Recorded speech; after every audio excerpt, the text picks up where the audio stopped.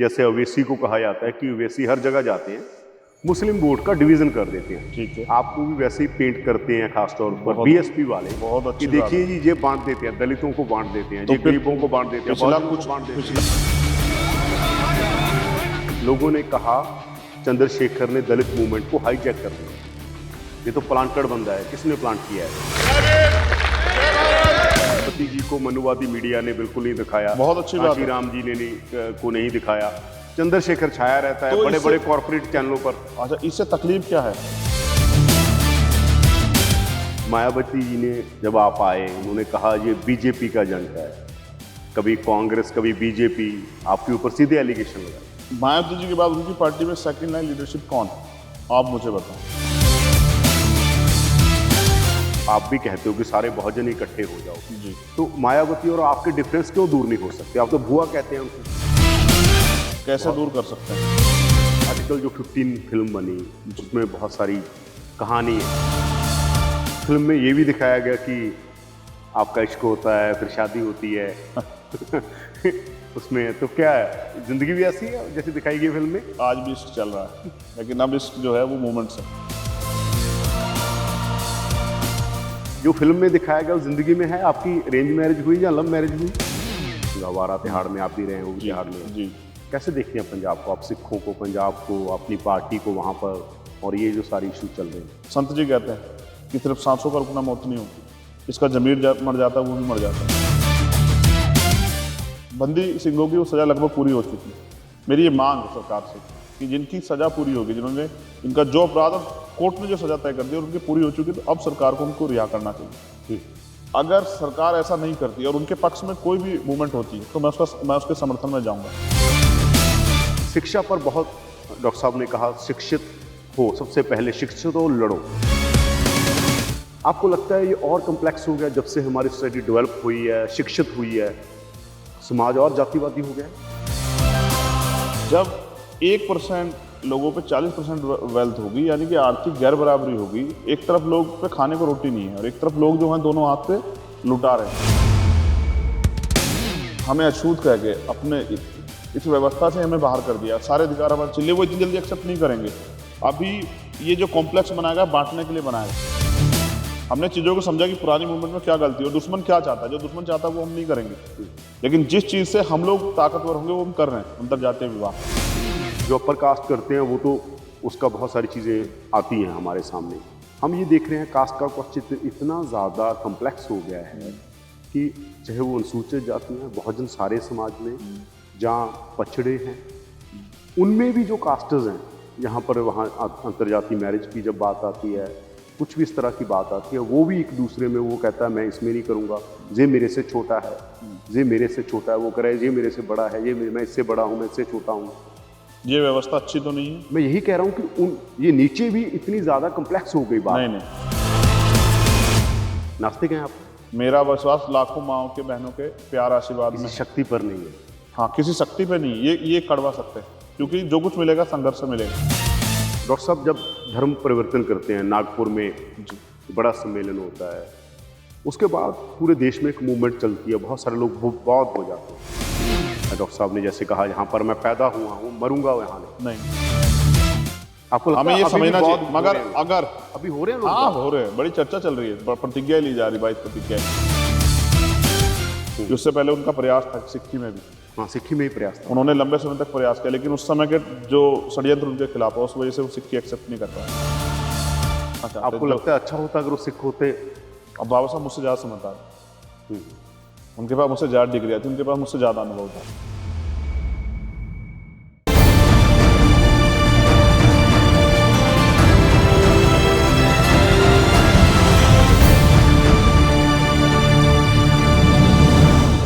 Doctor Ambedkar ने कहा था हर राजनीतिक क्रांति सामाजिक क्रांति से होके गुजरनी चाहिए, पर नेहरू से लेकर मोदी तक दलितों के लिए देश में कुछ नहीं बदला।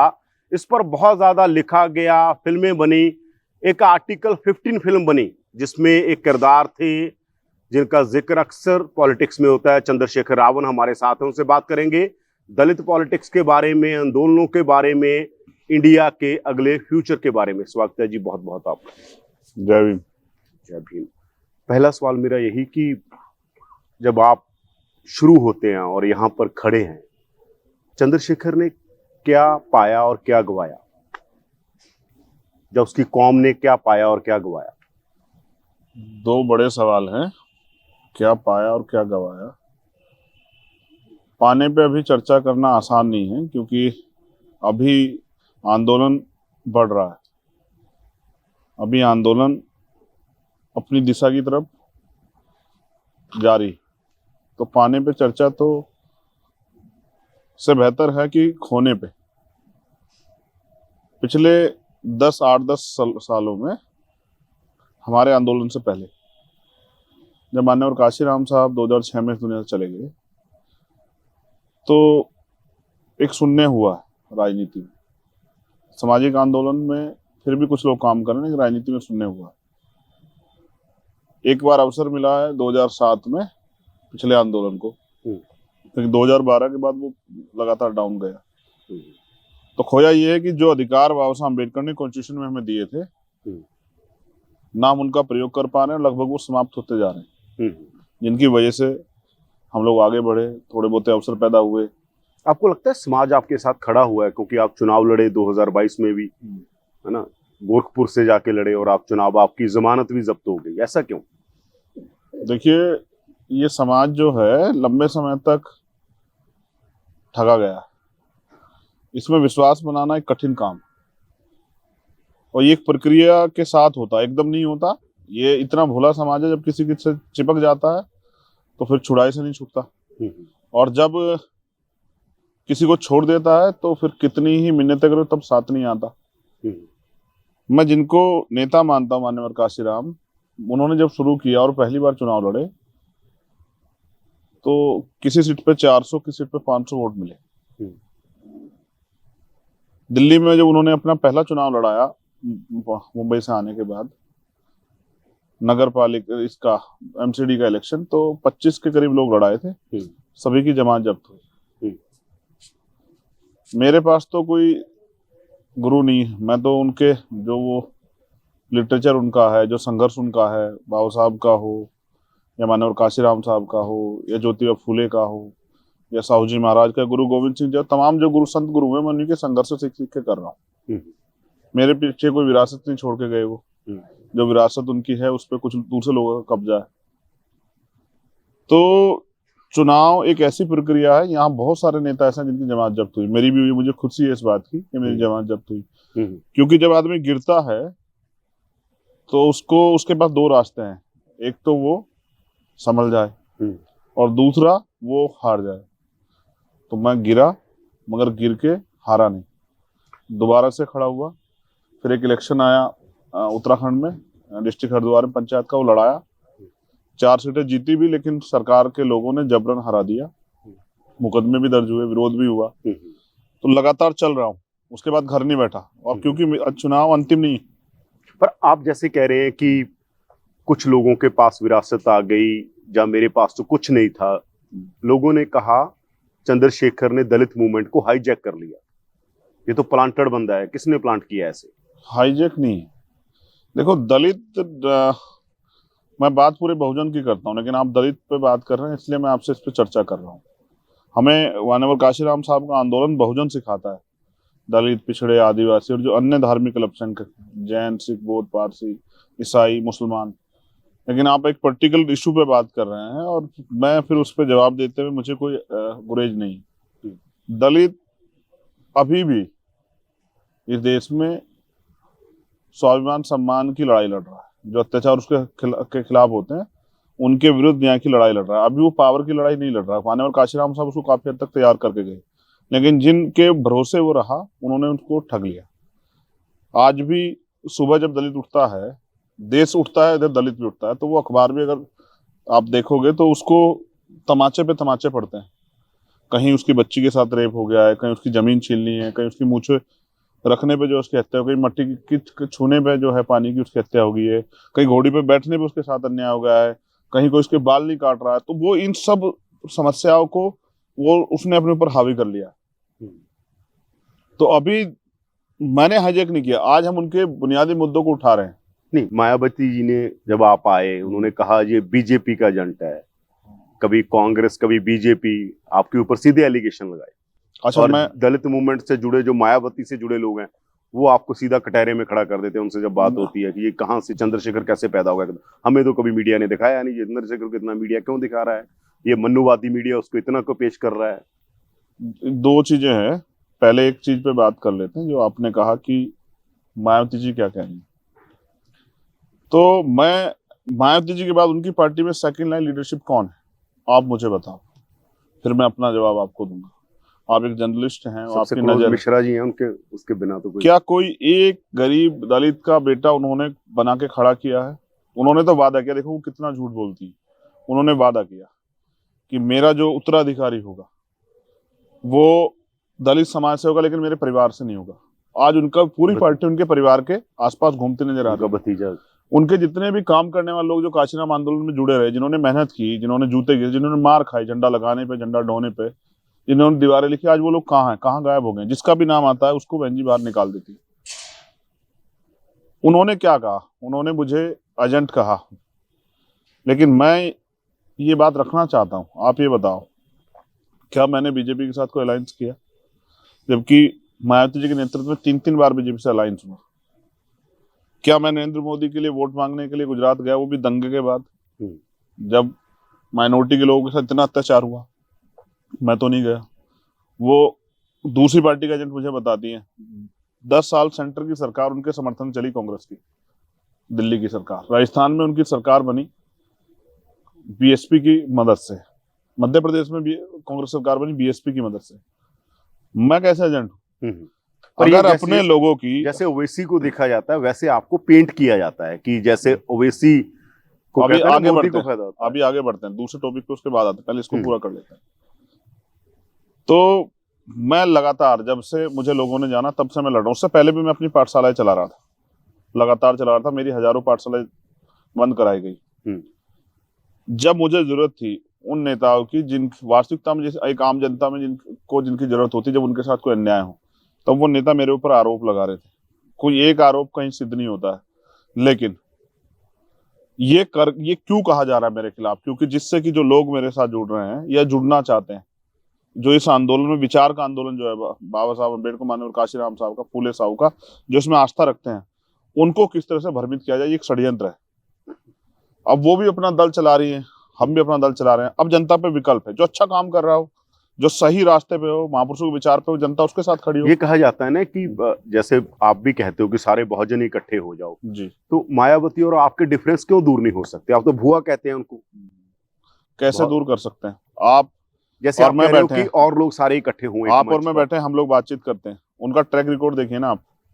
उनका समाजवादी से अलायंस हुआ, आज उनके लोग वो, और जैसे ही मैं समाजवादी के करीब उनसे बातचीत करता नजर आता हूं, तो वो उनके लोग बड़े पैमाने पर, उनके नेता भाषण देते हैं कि ये पार्टी आरक्षण विरोधी है, प्रमोशन विरोधी है। मगर अगर कभी वो कहते हैं कि इन्होंने जो है, जब मैं जैन जी के साथ नजर आता हूं, तो देखिए वो उनके लोग कहते हैं कि गांव में हमें परेशानी होती है, इस समाज के लोग करते हैं। लेकिन मैं पूछना चाहता हूँ, 2019 में मायावती जब उन्होंने उन्हीं दलों से गठबंधन किया, तब कोई परेशानी क्यों नहीं आई?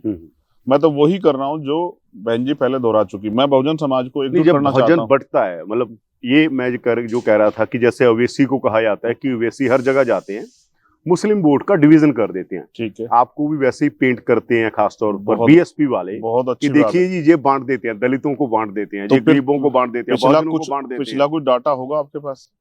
जैसे अभी मैं तो नहीं लड़ा हिमाचल में, तो बसपा को कितना वोट आया? मैं तो नहीं लड़ा। तो इसका मतलब वहां का बहुजन इनको ही वोट दे रहा हो, कमजोर तबका, दलित भी और सब चीजें। तो वहां तो इनको 0.38% वोट आया। मैं तो गुजरात में लड़ा, वहां इनको 0.50 करीब वोट आया। ये दोनों स्टेट में तो मैंने जाके बांटा नहीं किसी को। तो इसका मतलब बाकी लोग तो इनको ही वोट दे रहे होंगे। इनकी वहां समाज की आप चेक करोगे ना, गुजरात में 18-20% शेड्यूल कास्ट है।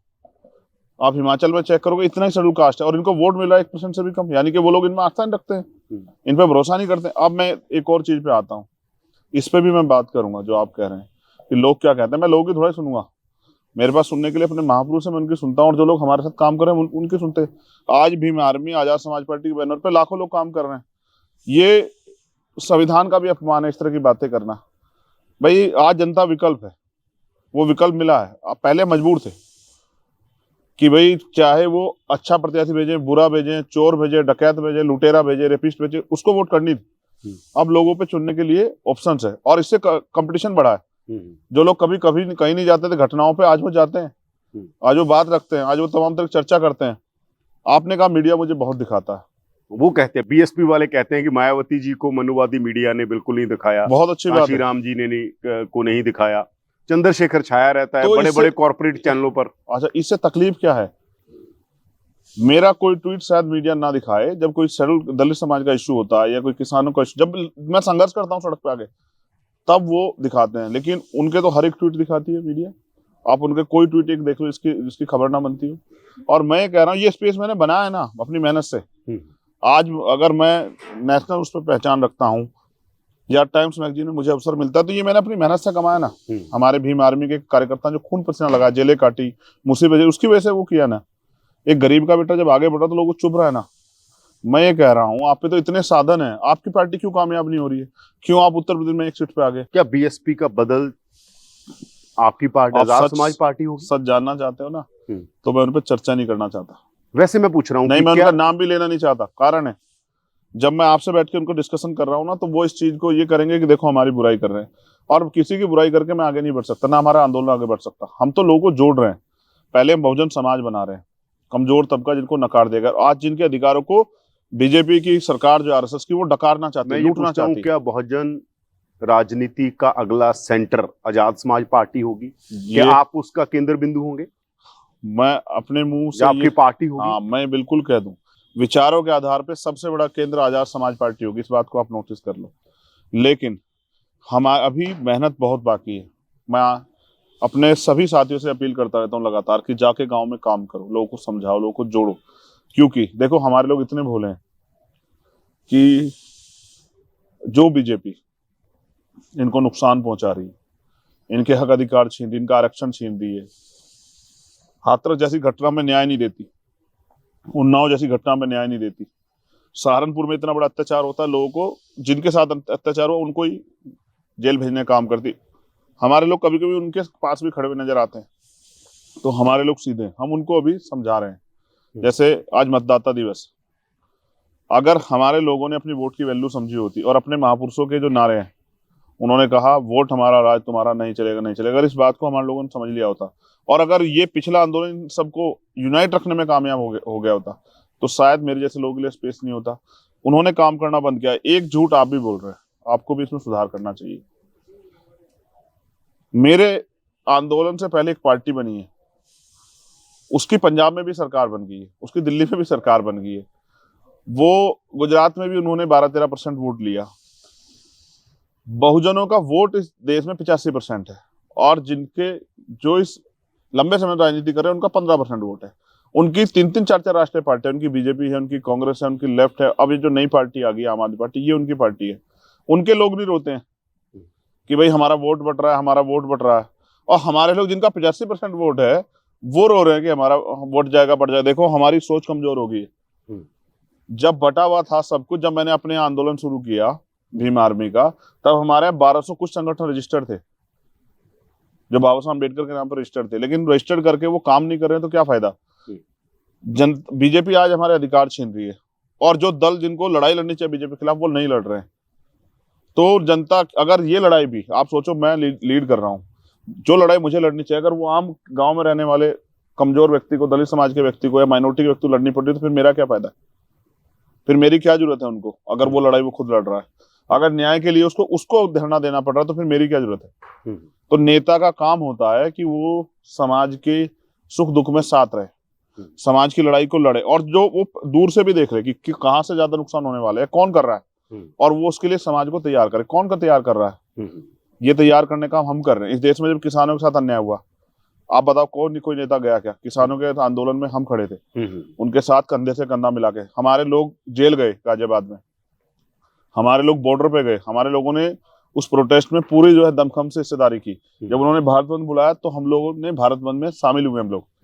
जब यहाँ सीएए, एनपीआर, एनआरसी का मुस्लिम भाइयों के खिलाफ जब वो आया, जबकि वो था बहुत पूरे कमजोर वर्ग के खिलाफ, एक नेता नहीं गया, सब लोग डर रहे थे अपने वोट का नफा नुकसान, तब मैं जाके लड़ा। तो मैं तो इन लोगों को जोड़ रहा हूँ। आज जब मजदूरों की लड़ाई की बात आती है, जब कहीं किसी फैक्ट्री में अन्याय होता है, किसी के साथ कोई दुर्घटना हो जाती है, वो सबसे पहले भीम आर्मी को याद करता है। आज गांव देहात में अगर कोई ताकतवर सामंतवादी व्यक्ति किसी गरीब की जमीन, जोरू या उसके धन के बारे में उसको लूटने की सोचता है या उसको परेशान करने की, तो करने वाले के दिमाग में भी ये है कि चंद्रशेखर आके लड़ेगा इनकी तरफ से। आज एक विश्वास पैदा हुआ, वो काम से पैदा हुआ है। क्या आपको क्या लगता है, जो जब आपने बनाई भीम आर्मी, जो तब रिस्पॉन्स था, उसके बाद जैसा रिस्पॉन्स मिलना चाहिए था वैसा मिला? क्योंकि लगता है वैसा नहीं मिला जिस तरह का रिस्पॉन्स आपको ओपनिंग में था। देखो, मैंने कुछ चीजों में बदलाव किया है, धीरे धीरे हम चीजों को सीख रहे हैं। जो नौजवान, सबसे बड़ा फायदा ये हुआ, आप फायदा भी पूछ रहे थे ना सबसे शुरू में सवाल आपका था, एक फायदा सबसे बड़ा ये हुआ जो सब लोग नहीं कर पाए। जो नौजवान कैडर की कमी के कारण या अपने महापुरुषों के आंदोलन के में स्पेस ना मिलने कारण, प्लेटफॉर्म ना मिलने कारण, कहीं विश्व हिंदी परिषद, कहीं बजरंग दल, कहीं हिंदू युवा वाहिनी या किसी और संगठन में, वो संगठन जो उनका यूज करके उनको लड़ा के और उनको जो है कमजोर कर रहा था या उन्हीं के खिलाफ जो है उनके अधिकारों के खिलाफ साजिश कर रहा था, वो वहां से निकल आए। आज आप देखो यूथ में अपने महापुरुषों के प्रति या उनके आंदोलन के प्रति जानकारी, और आज वो अपने अधिकारों के लिए लड़ रहा है। आज एक चंद्रशेखर को हर जगह जाने की जरूरत नहीं है। हमने लीडरशिप डेवलप की, हमने राजस्थान में भी लीडरशिप बनाई, हमने पंजाब में भी बनाई, हमने हरियाणा में भी बनाई, हमने यूपी में बनाई, उत्तराखंड में बनाई, हमने यहाँ तक बंगाल में, अभी मैं तेलंगाना से लौटा, तेलंगाना में, कर्नाटका में, दिल्ली में, महाराष्ट्र में, अभी 2 दिन पहले महाराष्ट्र से लौटा, महाराष्ट्र में हमने बड़े पैमाने पे लीडरशिप डेवलप की है। और हमने अपनी मेहनत से इतना काम किया है कि आज शासन प्रशासन के लोग भीम आर्मी को पहचानते हैं। जहां जिस काम के लिए लोग करोड़ों रुपए की जो है एडवर्टाइजमेंट करते हैं, वहां भीम आर्मी के संघर्ष से भीम आर्मी पहचान। मजबूरी में जिनको आप मनुवादी मीडिया कह रहे हैं, उनको भी हमारी खबर दिखानी पड़ती है। हम काम इतना अच्छा करते हैं। मैं एक बार गया राजस्थान, 4 दिन तक सीएचए की भर्ती हुई थी वहां, लेकिन कोरोना के बाद उनको निकाल दिया गया। उन्होंने अपनी जान की बाजी लगा के सेवा की। मैं उनकी लड़ाई आंदोलन में शामिल होने गया, वहां की सरकार ने, कांग्रेस की, मुझे 4 दिन जेल में भेज दिया। अब आप बताओ, जिनकी लड़ाई में लड़ने गया और इतना बड़ा संगठन है, और जब हमारे लोग उसके विरोध में सड़कों पे आएंगे तो खबर नहीं बनेगी क्या? और अगर हमने अपनी मेहनत से मजबूर कर दिया इस देश के मनुवादी मीडिया को, चाहे वो हमारी छोटी सी खबर दिखाए, तो इसके लिए तो खुश होना चाहिए। आपको दुख होता है जब ये कहते हैं ये बीजेपी का एजेंट है, ये एजेंसियों का बंदा है, इससे फंडिंग कहाँ से हो रही है, तो आपको दुख होता है? आपके लोग कहते हैं, मैं इसलिए कह रहा हूँ। नहीं, मैं उनको कैसे अपने लोग कहूँ जो इस विचारधारा के प्रति, आपके समाज से तो हैं वो। मैं क्या कह रहा हूँ, मेरा तो पूरा बहुजन समाज है। देखो, कुछ लोगों की राजनीतिक मजबूरी हो सकती है, उनकी जो राजनीतिक रोटियां हैं वो कैसे सीखेंगी अगर वो किसी के ऊपर आरोप नहीं लगाएंगे। मैं फिर कह रहा हूँ आपसे, दुख होता है, लेकिन खुशी इस बात की होती है कि हमारा आंदोलन आगे बढ़ रहा है। और ये जो लोग आरोप लगा रहे हैं, कल आने वाले समय में जिस समाज की बात आप कर रहे हो, जब धीरे धीरे हमारा आंदोलन ताकतवर होगा और इससे और बड़े पैमाने पर लोगों का भला होगा, तो आप देखना यही लोग हमारी सबसे बड़ी ताकत बनेंगे। दुख इस बात से होता है कि वो अपने निजी स्वार्थ में हमारे आंदोलन को और उस आंदोलन में काम करने वाले लाखों लोगों को बुरा कह रहे हैं, जिसका अधिकार उनको कोई नहीं देता। आर्टिकल जो 15 फिल्म बनी, उसमें बहुत सारी कहानी है जी। उस कहानी के तब भी आप चर्चा में है, बहुत पूरे देश के जो नौजवानों ने जाना, नए लोगों ने जाना, बिल्कुल एलीट सर्कल ने जाना, उस ना वो रिलेट किया कि चंद्रशेखर उस फिल्म में भीम आर्मी का एक मेटाफरिकली जिक्र हो रहा है। वो कहानी कितनी आपके मतलब पास है? आपसे बात हुई थी तब ये फिल्म बनी या ऐसे ही बनाई उन्होंने? देखिए, मुझसे बात हुई उनकी, मगर मैंने उनको मना कर दिया। जो लोग जिनका पूरी फिल्म ही आप पर बनाना, जिनका आप जिनका आप जिक्र कर रहे हैं ना, उनको और दर्द हो जाता पेट में कि आज एक गरीब दलित नौजवान पे मूवी क्यों बन रही है, इस पे तो किसी और का कब्जा है। और अगर बननी भी चाहिए तो उनके उत्तराधिकारियों पे या पैसे वालों पे बननी चाहिए, तो उस पर क्यों बन रही है? वो बनी संघर्ष की वजह से। मैंने 16 महीने जेल काटी एक बार में, और 6x10 की एक कोठरी में 16 महीने अन्याय सहा, खून के आंसू रोए मेरे लोग, मेरे साथियों को पीटा गया, करंट लगाया गया, मैंने तमाम तरह के जुल्म सहे। बीमार होने पे 8 महीने दवाई नहीं कराई गई, परिवार से मिलने को रोक दिया गया। 2 अप्रैल का आंदोलन हुआ, मैं 8 दिन तक भूख हड़ताल पे रहा। मैंने जान को हथेली पे रख के इस लड़ाई को लड़ा। तो उनकी मजबूरी हुआ क्योंकि ऑडियंस बड़े पैमाने पे हमारे साथ है, तो उनको लगता है कि अगर इनकी बात होगी तो ऑडियंस देखेगी। वो जो मूवी बनी उसमें बहुत सारा हिस्सा जो है हमारे संघर्ष पे दिखाया गया, और बहुत सारा हिस्सा क्योंकि मैंने उनको मना किया इसलिए उन्होंने उसमें थोड़ा सा चेंजेस किया, लेकिन कुछ किस्से उसके सच्चे हैं। जैसे जैसे आज क्या क्या जो आपकी जिंदगी से पूरा जुड़ा हुआ है? आज जो भी अपने समुदाय के लिए ईमानदार से लड़ेगा उसको मरना पड़ेगा, और कुछ नेता उसके ऊपर ऐसे आरोप लगाएंगे जैसे आप अभी जिनका आरोपों का मुझसे जिक्र कर रहे हैं, कहेंगे ये तो नौजवान है, ये तो हिंसा करते हैं, तो ये करते, ये सहने पड़ेंगे अगर आप अपने लोग हितों की रक्षा करोगे। मैं पढ़ा लिखा वकील हूँ और मुझे पता है वायलेंस में और सेल्फ डिफेंस में क्या फर्क है। एक मूवी आई जय भीम, उसमें जो अन्याय हुआ आदिवासियों के साथ वो सच है। इस अन्याय का इतना अन्याय होने के बाद झूठा उसमें दिखाया गया कि चोरी कोई करता है और जबरन किसी पे चोरी थोपने के लिए उसको मजबूर किया जाता, पीटा जाता, उसकी पत्नी को, उसकी बहन को, और नंगा करके जो अन्याय किया जाता है उनके, उसके पति के सामने, उसके भाई के सामने, उस दर्द को मैं रोज सहता हूँ, क्योंकि कहीं ना कहीं पूरे भारत में हमारे लोग साथ हो रहा है, चाहे वो आदिवासियों के साथ हो, मुसलमानों के साथ हो, सिखों के साथ हो, बुद्धिस्टों के साथ हो, ईसाइयों के साथ हो, या दलितों या पिछड़ों के साथ, ये हो रहा है। और मैं इसको दिल से जो है आत्मसात करता हूँ, क्योंकि मुझे ऐसा लगता है कि मेरी सगी बहन के साथ हुआ, मेरे सगे भाई के साथ हुआ, मेरे सगे बाबा के साथ हुआ। मैंने इस आंदोलन को दिल से माना है, यह आंदोलन मेरी नसों में बहता है, और मैं फिर कह रहा हूँ समय सबको जवाब देगा, समय बहुत बलशाली है। अच्छा, उस फिल्म में ये भी दिखाया गया कि आपका इश्क होता है, फिर शादी होती है उसमें तो क्या जिंदगी भी ऐसी है जैसी दिखाई गई फिल्म में? एक लड़की है, उससे इश्क चल रहा है, आपका मूवमेंट भी चल रही है, आज भी, और इश्क भी चल रहा है। आज भी इश्क चल रहा है, लेकिन अब इश्क जो है वो मूवमेंट्स है, जो हमारा आंदोलन है। और अगर, क्योंकि जब इश्क करता है ना आदमी किसी से, तो उसके लिए सब कुछ कुर्बान करने को तैयार रहता है और किसी भी हद तक जा सकता है। तो अब मैंने जो इश्क किया है, मोहब्बत की है, वो बहुजन मूवमेंट से की है, इसीलिए मैं अपनी जान की परवाह नहीं करता, और इसीलिए टकराने से पहले नहीं सोचता कि ये पूरी आरएसएस और भाजपा ये मुझे कब निकल जाएगी। मेरे पास ऊपर इतने मुकदमे इसी सरकारों ने किया जिनका एजेंट मुझे बताया जाता है। इन्हीं लोगों की वजह से मैंने दिल्ली में तिहाड़ 2-2 बार काटी, निर्दोष होते हुए। तो मैं ये कह रहा था कि जो फिल्म में दिखाया गया वो जिंदगी में है। आपकी अरेंज मैरिज हुई या लव मैरिज हुई? आपका लव था? अरेंज ही, मेरे फादर का कमिटमेंट, फिल्म में थोड़ा वो दिखाया गया है। मेरे फादर का कमिटमेंट है और मैंने उसे पूरा किया है। एक अच्छा बेटा होने के नाते मेरी जिम्मेदारी, और मैं एक अच्छा बेटा हूँ, जो है मेरी जिम्मेदारी है, मैं उनको हमेशा उन जिम्मेदारियों के साथ खड़ा रहा। लेकिन कुछ दिनों से मैंने ये तय कर लिया कि उससे भी बड़ी जिम्मेदारी मेरे सामने समाज। अक्सर मेरी बहनों को, मेरे भाइयों को, मेरे और रिलेटिव को ये शिकायत रहती कि मैं उनका फोन नहीं उठाता और उनके से मिलने नहीं आता, मगर मैं उनको एक ही बात समझाता हूँ कि आपके पास और विकल्प हैं। मैं नहीं उठाऊंगा तो छोटे वाला भाई उठा लेगा, मुझसे बड़े वाला भाई उठा लेगा, या वो लोग मिल लेंगे, लेकिन मेरे पास अभी कोई विकल्प नहीं है। मैं इस आंदोलन, क्योंकि आज देश के संविधान पे खतरा है। आज जो कहा गया था, स्वामी विवेकानंद ने भी कहा और बाबा साहब अम्बेडकर ने भी कहा कि पूंजीवाद का और ब्राह्मणवाद का एक ऐसा गठजोड़ होगा जो देश की जनता को पीस देगा। आज वो हालात है देश के अंदर, 1% लोगों पे 40% वेल्थ है देश की, बिल्कुल 10% लोगों पे देश की 90% वेल्थ है, और 90% लोगों पे 10% वेल्थ है। और उस 10% में आप सोचो कि वो एक दूसरे की का गिराया हुआ झूठन कच्चा पक्का खा के, आज भी लाखों लोग जो है बिना छत के सोते हैं इस भयंकर सर्दी में, हार्ड कपकाते सर्दी में। और इसी भारत में हजारों लोग जो हैं वो भूखे भी सोते हैं, और सरकार बड़े दावे करती है, और आज भी लोगों के पास अच्छे पहनने कपड़े भी नहीं। और मैं एक और सच कहूं आपसे कि आज भी लोगों के पास पीने को साफ पानी नहीं।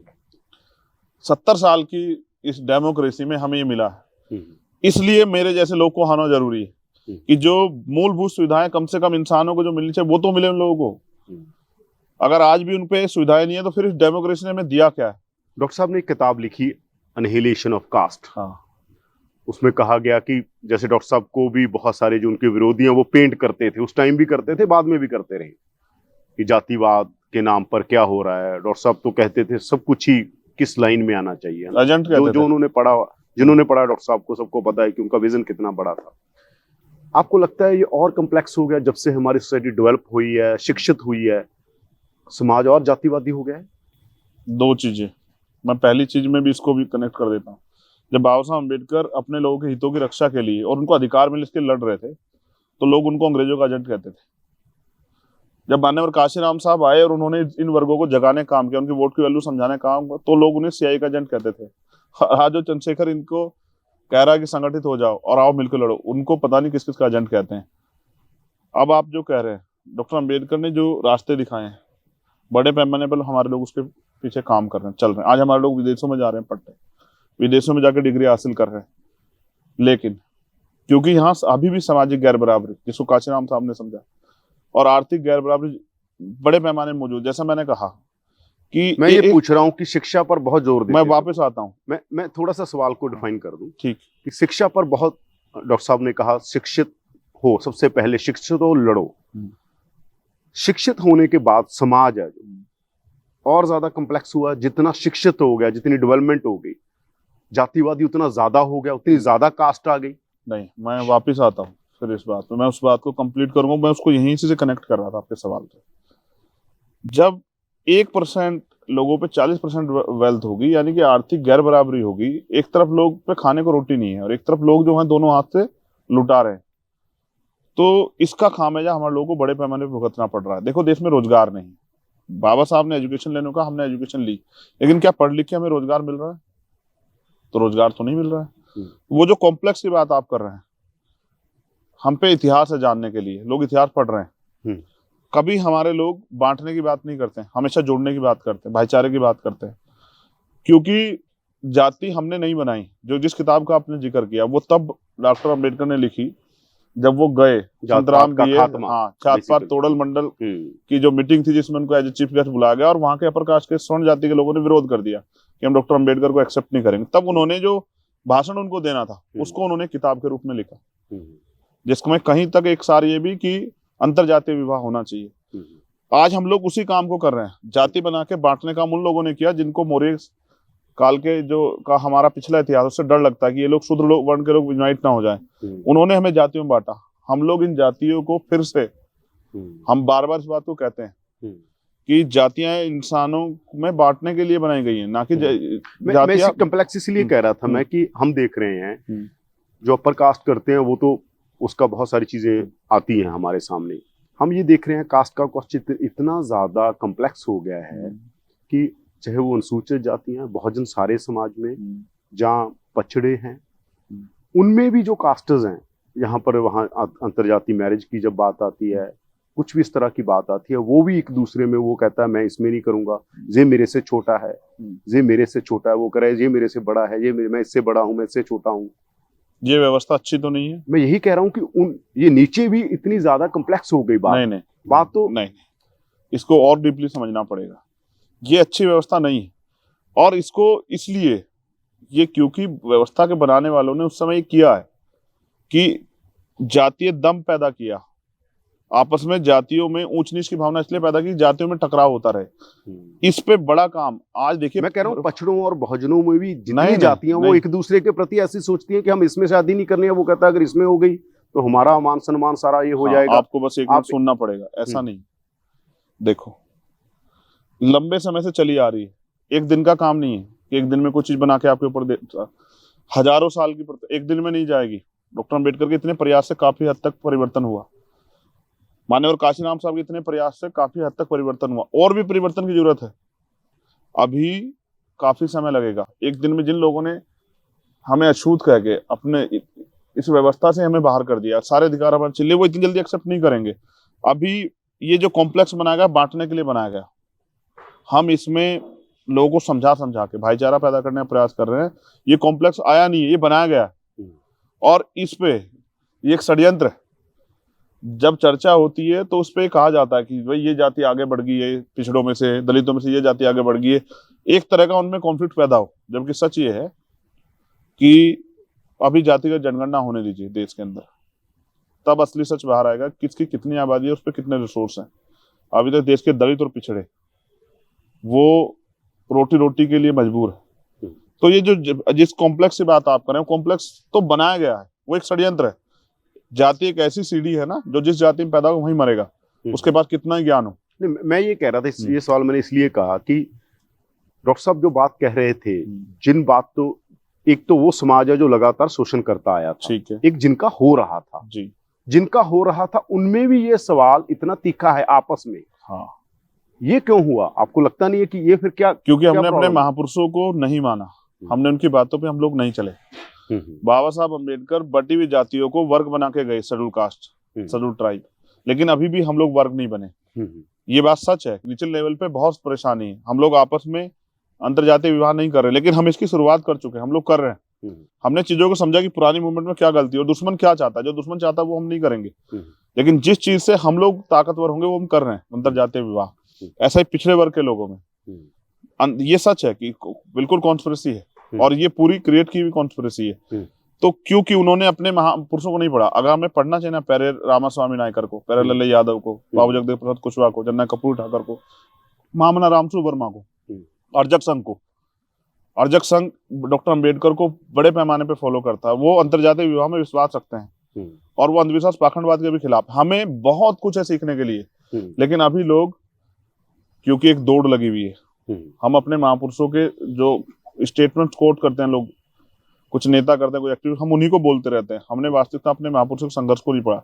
हम अपने महापुरुषों के बारे में 4 बातें जानते हैं, लेकिन पूरी जिंदगी उन्होंने कितना अन्याय सह हमें यहाँ तक लाने में काम किया, उस पर हमने स्टडी नहीं की। इसलिए बार बार हमने पाठशाला क्यों चलाई, उसके पीछे एकमात्र रीजन ये था कि हमारी जो आने वाली नस्लें हैं, जो यहाँ खड़ी हैं, आज बालिग हो चुकी हैं या थोड़ा सा और आगे बढ़ गई है, 30-40 साल पार कर गई है, उनके अंदर जो चीजें हैं वो उनके अंदर घर कर चुके, जो निचले लेवल पे जो बच्चा तैयार हो रहा है उसको हम लोग पढ़ा के उसके मन से चीजें दूर कर रहे हैं कि वो समझे। पंजाब से आपका क्या रिश्ता है? पंजाब में एक्सपैंड कर रहे हैं आप?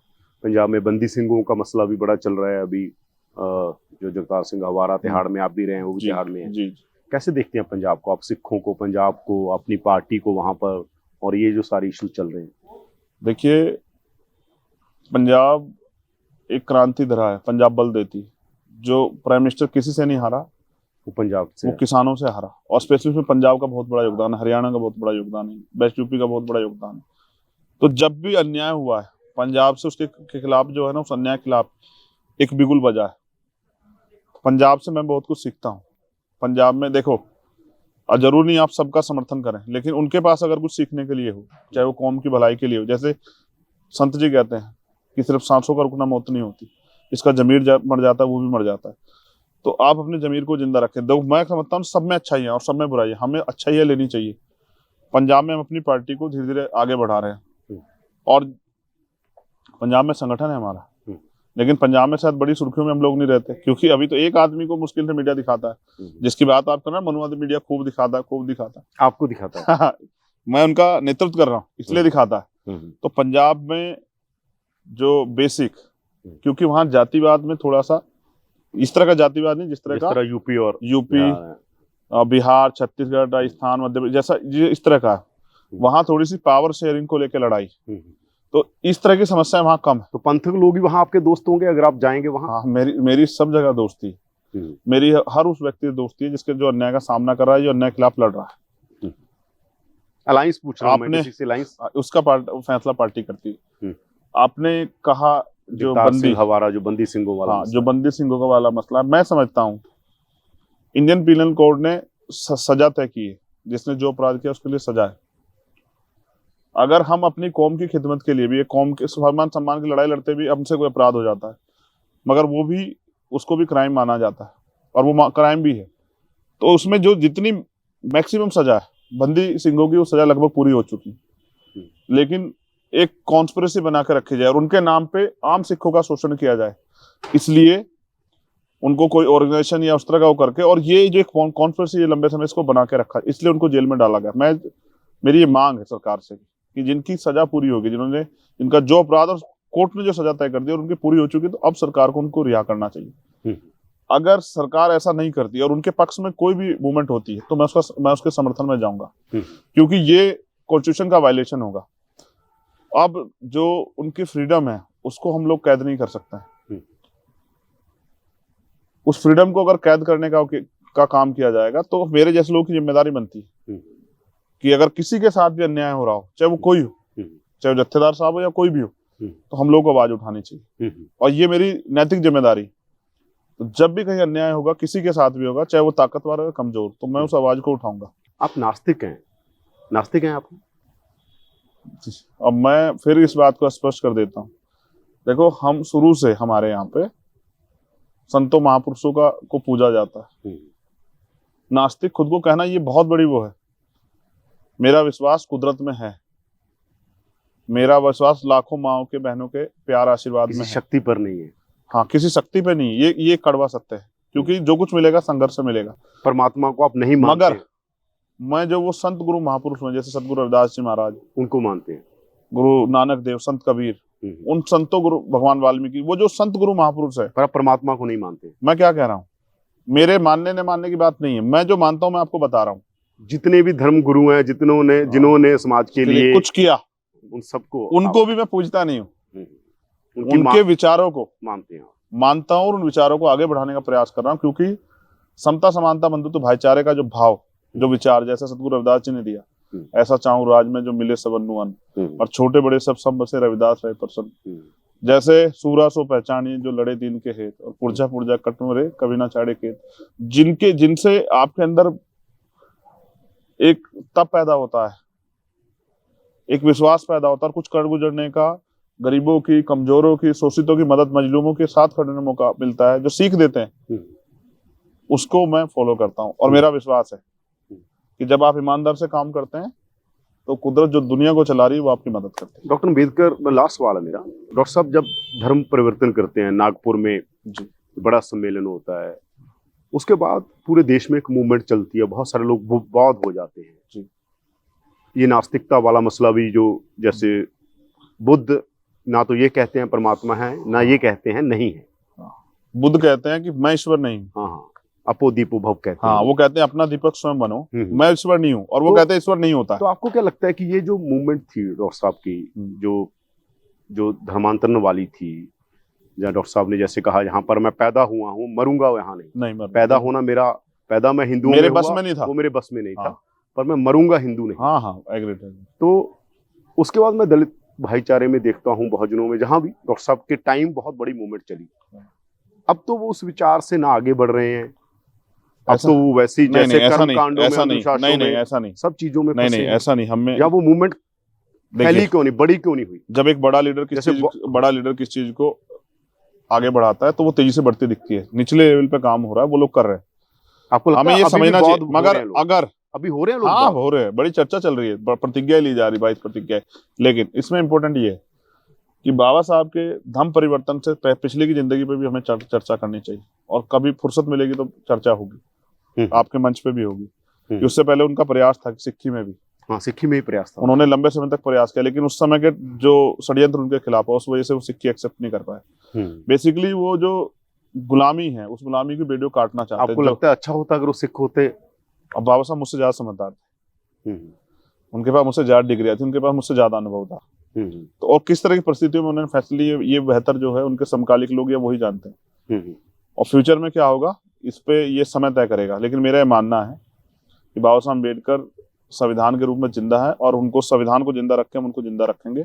और जो लोग संविधान के खिलाफ या संविधान को खत्म करने का प्रयास कर रहे हैं, वो भी सचेत रहे। इस बार टकराव उनका भीम आर्मी से। तो आप कह रहे हैं बौद्ध होने की प्रतिज्ञा ले रहे हैं, आपने ली है? नहीं, मैंने अभी नहीं ली है। आप लेंगे? ये मैंने कहा ना, बहुत सारी चीजें भविष्य गर्भ में, और अगर समय से पहले कोई भी चीज होती है, जैसे माननीय काशीराम साहब ने कहा कि अकेला काशीराम बौद्धिस्ट बनकर क्या करेगा। उन्होंने एक संकल्प भी किया कि बाबा साहब के बौद्ध धर्म की दीक्षा के 50वीं उस पे, जब वो 50वां साल आएगा, यानी कि बाबा साहब 56 में ली थी और 2006 में, मैं अपने करोड़ों अनुयायियों के साथ बौद्ध धर्म की दीक्षा लूंगा। बहन जी ने भी वो किया था उनके साथ। तो काशीराम साहब उससे पहले चले गए, वो पूरा नहीं हो पाया। तो मैंने कहा कि बहुत सारी चीजें समय गर्भ में, एक समय आने पे देश में, अब क्योंकि बाबा साहब ने 21वीं सदी हमारी, तो क्रांतिकारी परिवर्तन होंगे, और उसके लिए हम लोग लगातार प्रयास कर रहे हैं। और जो लोग सामाजिक मूवमेंट चला रहे हैं वो भी अपना काम कर रहे हैं, उनका काम भी सराहनीय है, और जो राजनीतिक मूवमेंट चला उनका भी सराहनीय। लेकिन सब लोग मिलकर समाज के भले काम करें, तभी समाज में परिवर्तन होगा। धन्यवाद। बहुत धन्यवाद। बहुत इसी तरह की खबरें और स्टोरीज को देखने के लिए हमारे फेसबुक पेज को लाइक करें, फॉलो करें, और यूट्यूब पर हमारे चैनल को सब्सक्राइब करें।